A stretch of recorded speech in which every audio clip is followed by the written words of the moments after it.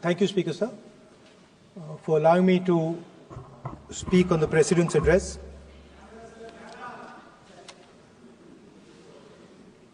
Camera. Thank you. Double thank you, sir.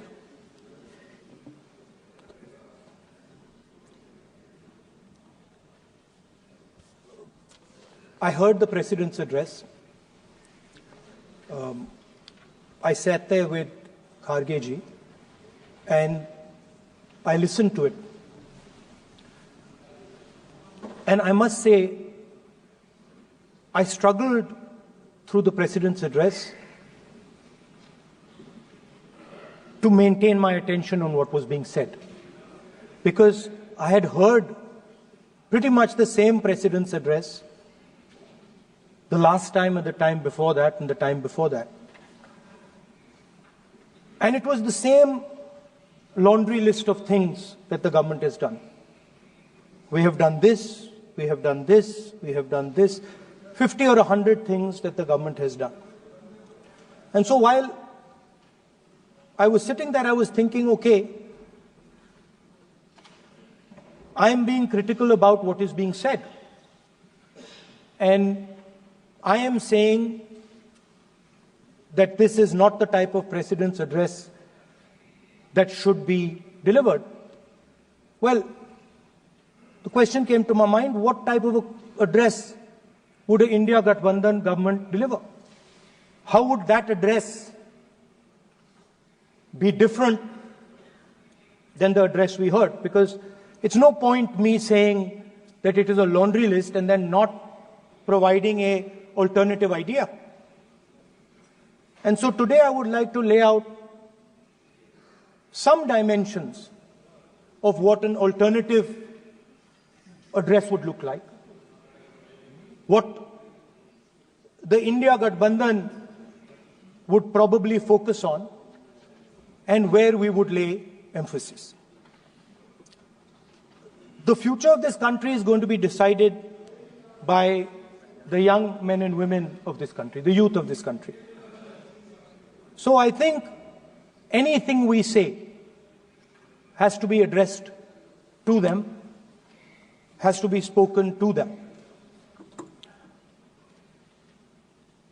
The first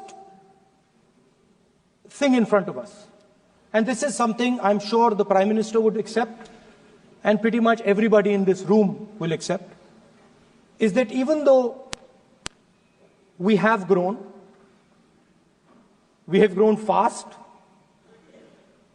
we are growing slightly slower now, but we are still growing. A universal problem that we have faced is that we have not been able to tackle the problem of unemployment. No, neither the UPA government nor today's NDA government has given a clear-cut answer to the youth of India about employment. I don't think anybody in this room will disagree with me. I'll give a little statistic for the Prime Minister. The Prime Minister, something I would agree with directionally. The Prime Minister proposed the Make in India program. I think a good idea. We saw the statues, we saw the functions, we saw the so-called investment, and the result is right in front of me. Manufacturing fell from 15.3% of GDP in 2014 to 12.6% of GDP today. That is the lowest share of manufacturing in 60 years. I'm not even blaming the Prime Minister, because I think it would not be fair to say he didn't try. I could say that the Prime Minister tried, and I think conceptually Make in India was a good idea, but it's pretty clear that he failed, because manufacturing went from 15.3% of GDP to 12.6%. So the first question that any alternative vision would answer to the youngsters of our country is, okay, what and how are we going to solve this problem of employment? Any country basically organizes two things. You can organize consumption, and then you can organize production. Modern way of saying organizing consumption is services. Modern way of saying organizing production is manufacturing. But there is more to production than simply manufacturing. For example, agriculture also is about production. Now, pretty much every government since 1990 has done a decent job on consumption, on organizing consumption. Which are the companies that organize consumption? Uber organizes consumption. Reliance organizes consumption. Adani organizes consumption. But we have, as a country, failed in organizing production. We have excellent companies that try to organize production. They are the Mahindras of this world. They are the Bajajs of this world. Part of Tata's organizes production, but the record of the country in organizing production is dismal. And essentially what we have done is we have handed over the organization of production to the Chinese. So this mobile phone, even though we are saying we make this mobile phone in India, that is not a fact. This phone is not made in India. This phone is assembled in India. All the components of this phone are made in China. The network that has produced this phone is made in China, is owned by China. So every time we use a phone, every time we wear a Chinese shirt, a Bangladeshi shirt, every time we wear a pair of Chinese sneakers, we are paying a tax to China. Because some Chinese youngster is earning a salary to make or to produce that product. So the first message I would give in a presidential address would be that India has to focus completely on production. Because if we do not focus on production and we continue to focus only on consumption, we will find that we will run huge deficits, we will increase inequality, and eventually we will run into a serious problem. Social problem because of unemployment, which we are already facing. If you look at the numbers of the amount of people who are in jail, if you look at the numbers that are spent on internal security, if you look at the numbers spent on our police forces, they all spiral. They're all rising. And everybody understands that social tension is on the rise in India. So now the next question comes, okay, so where is this employment going to come from? What is India going to produce? And for that, I'd like to tell all the youngsters of this country that there is a revolution taking place, an exciting revolution. The world is transforming completely. And the change that is taking place, at the heart of the change that is taking place, we are moving from the world of the internal combustion engine to the world of the electric motor. We are moving from petrol to batteries. We are moving wind, solar, potentially nuclear energy. So our entire way of moving is changing. And this is going to change every single thing. It is going to change warfare. It is going to change medical treatment. It is going to change education. It is going to change how we eat. It is going to change every single thing. Now, the last time there was a revolution, called the computer revolution, the government of India had a clear focus. We looked at that revolution. It was a Congress government. We looked at the revolution and we decided clearly that we are going to focus on the development of software. And we rode the wave of that revolution. And today you can see the result. I remember people laughing. I remember people laughing when the computer was being talked about. You mentioned Mr. Vajpayee. I respect Mr. Vajpayee. But Mr. Vajpayee gave a speech saying that computers are of no consequence to India. So, what is important when there is a revolution? What is important is that you understand what are the drivers of that revolution and where exactly do you need to focus, where exactly do you need to sit in that revolution. I said that this revolution is going to change everything. And I want the youngsters in this country to think about it. There is a war going on in Ukraine. The war in Ukraine is actually a war between the internal combustion engine and the motor, the electric motor. The electric motor is inside the drone, the engine is inside the tank. And if you look at what is going on in Ukraine, the tanks are dying by the thousands. And small little drones with electric motors, small batteries, not much bigger than that, are destroying the entire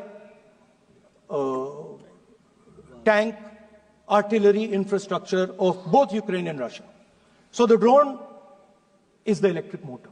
The drone is the battery. The drone also needs to see. So the drone is a camera. In the same way, electric cars, the electric car is a motor. The electric car is batteries. The electric car is cameras. Robots are exactly the same thing. Robots are electric motors, multiple electric motors with cameras, with batteries. And this is what the revolution is going to look like. So there are basically 4 technologies that are driving this entire change in mobility. Electric motors, batteries, optics, and then on top of that, you can apply AI. Now I want to tell the youngsters of this country, people talk about AI. But it's important to understand that AI on its own is absolutely meaningless. Because AI operates on top of data. Without data, AI means nothing. And if we look at data today, there is one thing which is very clear. Every single piece of data that comes out of the production system in the world, the data that was used to make this phone, the data that is used to make electric cars, the data that is used to make basically all electronics on the planet today is owned by China. And the consumption data is owned by the United States. In China, the consumption data is owned by China, but in India, companies like Google, companies like Facebook, companies like Instagram, X, they own our consumption data. So if India wants to talk about AI, it has to first answer the question, what data is going to power that AI? And the answer today is India does not have that data. Neither does India have production data, neither does India have consumption data. We have handed our consumption data to the big American companies, and the production data we don't have anyway. So what would that vision look like? The first thing, we would start getting youngsters excited about this revolution.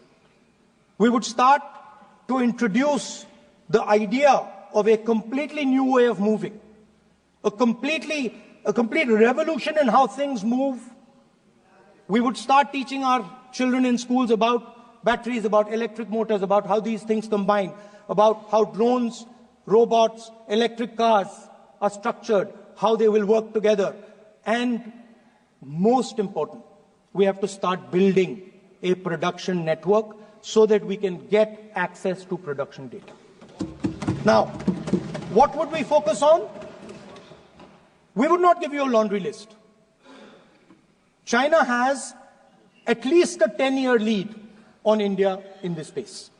China has been working on batteries, robots, motors, optics for the last 10 years, and we are behind. So what would our president's address say to the youngsters? We will choose critical areas in each one of these technologies, and we will start to build capabilities in those areas. The second thing we would do, we would ensure that our banking system is not captured by 2 or 3 companies that basically do not allow you to build a production system. But our banking system is open, is dynamic, and is accessible to small and medium businesses and to millions and millions of entrepreneurs who want to take part in this revolution. Our foreign policy would take into account this revolution. When we talk to the United States, we would not send our foreign minister to invite our prime minister to his coronation. We would not send him 3 or 4 times, please invite our prime minister. Because if we had a production system and if we were working on these technologies, the American president would come here and invite the prime minister. So it is important to understand where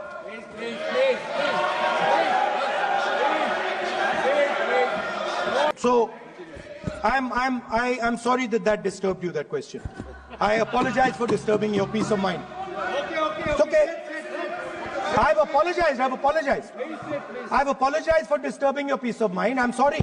So we would start by telling our young men and women that they have to be at the forefront of this revolution. We cannot afford that the Chinese are at the forefront of this revolution. Number one.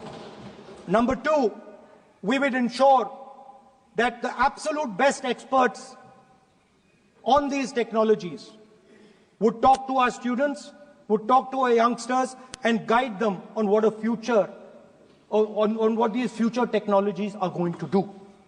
We would make them partners in this revolution. Now, we talk about defense. And today, we have the Chinese. And the Prime Minister has denied it. And the army has contradicted the Prime Minister. It's true. The Prime Minister has denied it. The Prime Minister has denied it. And the army has disagreed with the Prime Minister that China is sitting on 4,000 square kilometers of our land, of our territory. The Prime Minister has denied that Chinese forces are inside our territory, but for some reason, our army keeps talking to the Chinese about their entry into our territory, and our Chief of Army Staff has said that the Chinese are inside our territory. This is a fact.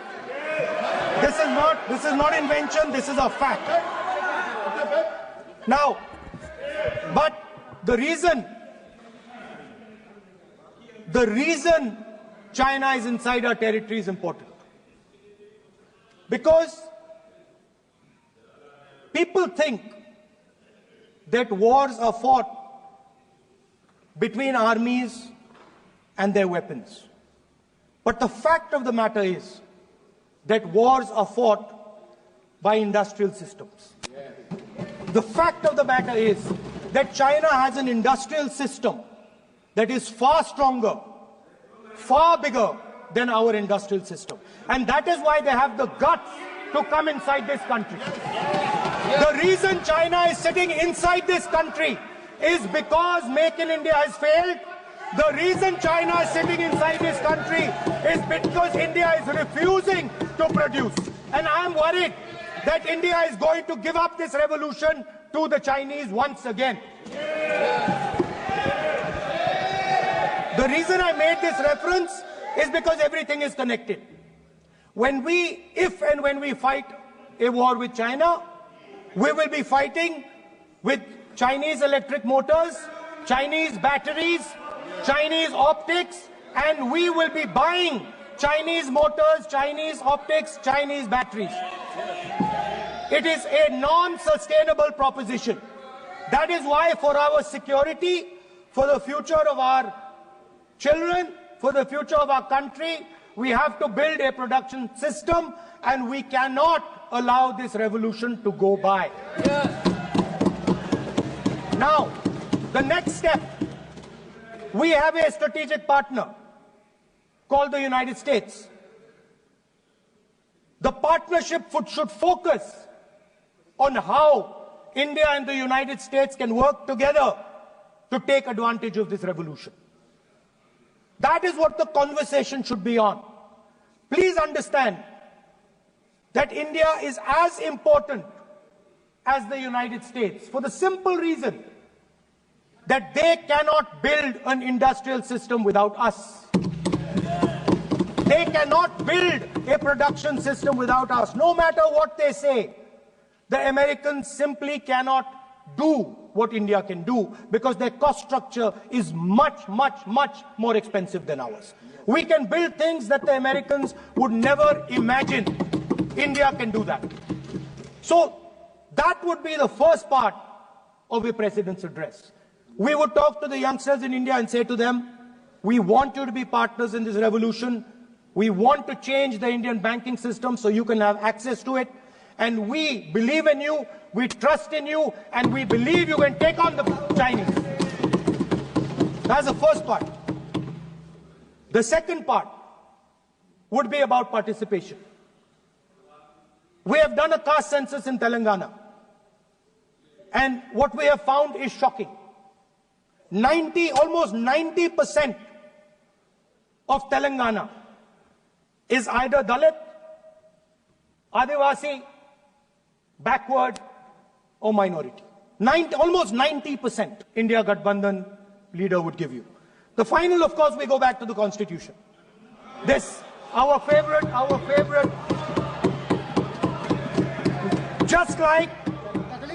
just like the production system is a weapon, just like Jati Jangarna is a weapon of transformation, this is what the entire architecture is built on.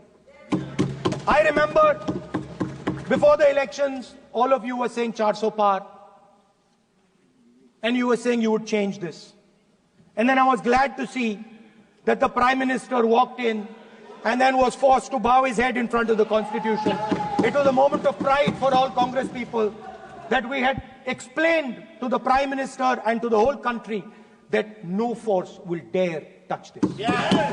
I know that the RSS has never accepted this. Mohan Bhagwatji has said that India didn't get independence in 1947. He has said that this constitution is meaningless. I know that that is at your heart. We will never let your dream come true. This constitution is going to rule India always. Now, एक minute sir Mohan Bhagwat आप नियम प्रक्रियाओं की पालन करें आपसे अपेक्षा sir Mohan Bhagwat जी ने स्टेटमेंट दिया मोहन भागवत का सर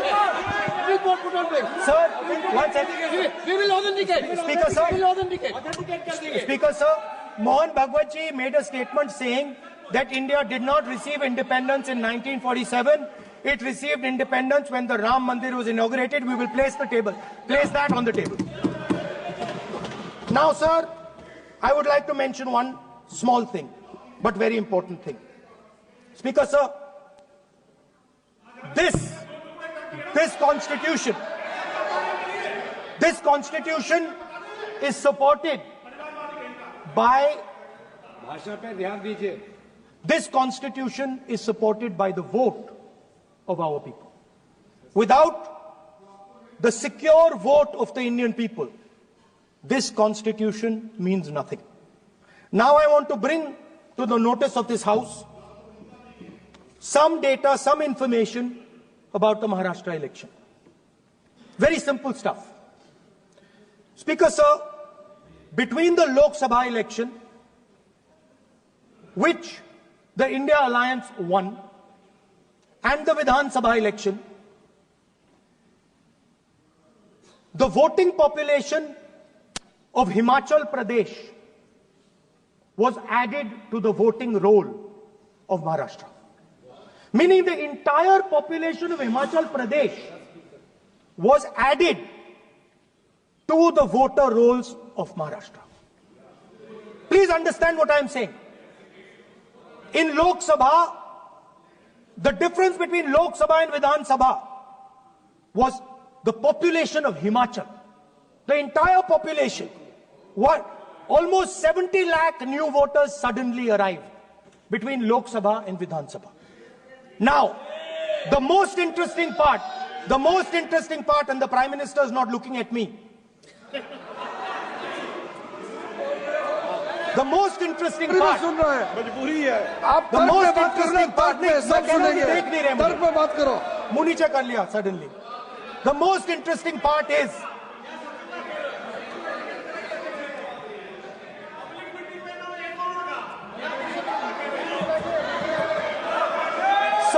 Sir, Maharashtra में more voters were added in 5 months in Maharashtra than were added in 5 years in Maharashtra. जितने 5 साल में ऐड हुए उससे ज्यादा 5 महीने में ऐड हुए, आखिरी 5 महीने में लोकसभा चुनाव के बाद. सर, एक बिल्डिंग है सर शिरडी में, एक बिल्डिंग में 7,000 नए वोटर एक बिल्डिंग में ऐड हुए सर. एक बिल्डिंग में 7,000 नए वोटर ऐड हुए सर. सर, मैं कोई आरोप नहीं लगा रहा हूं, मैं कोई आरोप नहीं लगा रहा हूं. मैं सिर्फ ये कह रहा हूं सर कि ये इसमें कुछ ना कुछ प्रॉब्लमैटिक है कि हिमाचल प्रदेश जितने बड़े वोटर्स लोकसभा के बाद जादू से आ जाते हैं. अब हम क्या कह रहे हैं? हमने इलेक्शन कमीशन से रिपीटेडली कहा है कि हम आरोप नहीं लगा रहे हैं. आप एक काम कीजिए, हमें लोकसभा की वोटर लिस्ट दे दीजिए, नेम, एड्रेस और इलेक्ट्रॉनिकली दीजिए, और विधानसभा नहीं है. नहीं सर, नहीं. स्पीकर सर, वो सब वेबसाइट पे रहती है, सब जानते हैं, कभी भी कोई निकाल सकता है. स्पीकर सर, मैं समझा देता हूं सर. स्पीकर सर, वो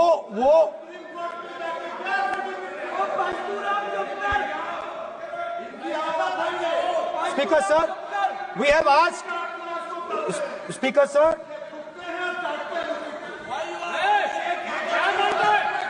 Speaker sir, we are asking this question. We are asking this. Speaker sir, population of Himachal Pradesh. Please. Population of Himachal Pradesh has voted. Extra has voted in Maharashtra. We are saying to the Election Commission, please give us the names and addresses and polling booths of all the workers in the Lok Sabha and all the workers in the Vidhan Sabha, so we can calculate who these new workers are, who these new voters are. Interestingly, the new voters are mostly in the constituencies that the BJP has swept. Please understand, the new voters have been added mostly in the constituencies where BJP has swept. I am still not making an allegation. I am saying on the floor of the House that the Election Commission has to give the data of the Maharashtra elections to the Congress Party, to the Shiv Sena and to the NCP, so that we can see exactly where these voters have been added, who has been subtracted, who has been added, where they have been added. This is not an irresponsible request.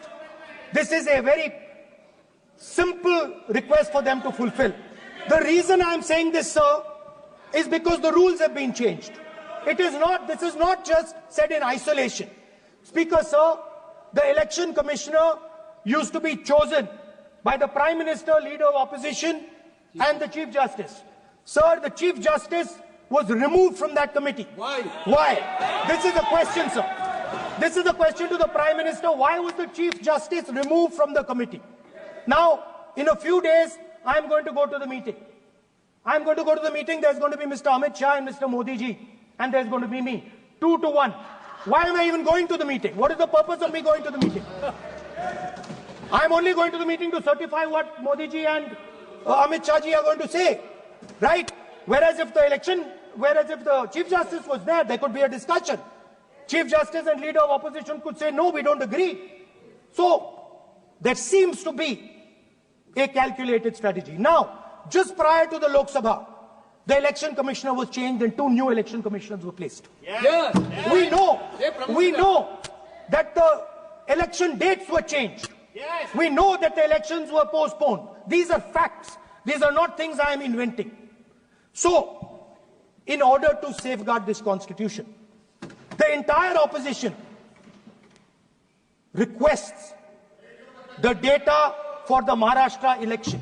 We request the data and the electoral voter list for Lok Sabha and the corresponding list for Vidhan Sabha. And I am very confident that the Election Commission will not give us this information.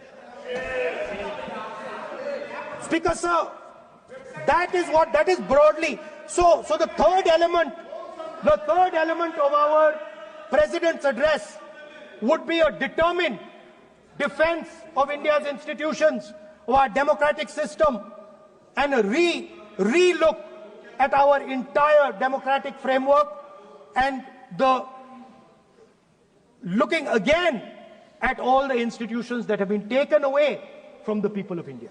So those would be the type of things that we would say in a presidential address. I'd like to finally say one thing.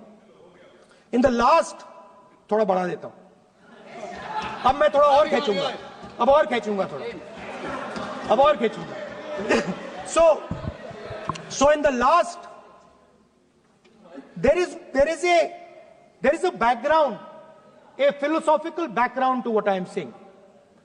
Essentially, what I am saying to the youngsters of India and to this house is that instead of focusing on multiple things, instead of telling us a laundry list, give us a strategy, give us a vision, make it clear, right?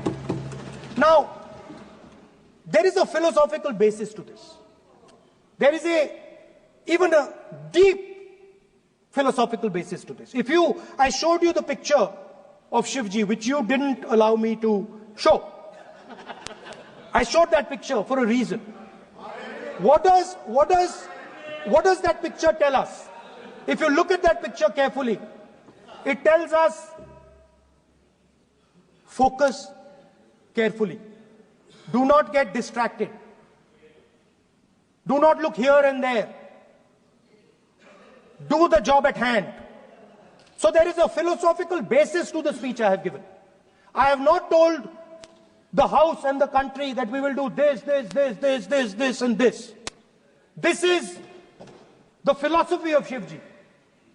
Say what you have to say, but be clear that you're going to do that one thing and don't do 56, 70 different things. So there is a link between our philosophical tradition, our religious tradition, and what I'm saying. And that is what India needs to do.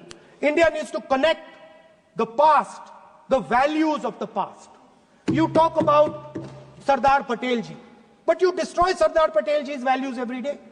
You talk about Ambedkarji, you destroy his values every day. You talk about Nehruji. No, you don't talk about Nehruji.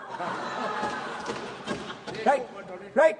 You bow in front of Buddha. You destroy what he says. So the point is, you have to be truthful to what you are. Right? And it is important that when you are giving a way forward to the nation, there is clarity. There is clarity of purpose. There is no hatred. There is no violence. There is no anger. Because these things are destroying our country. So my speech has not been angry, has not been nasty. My speech has been very polite, very kind. And I thank the Prime Minister for coming and listening to it. Thank you.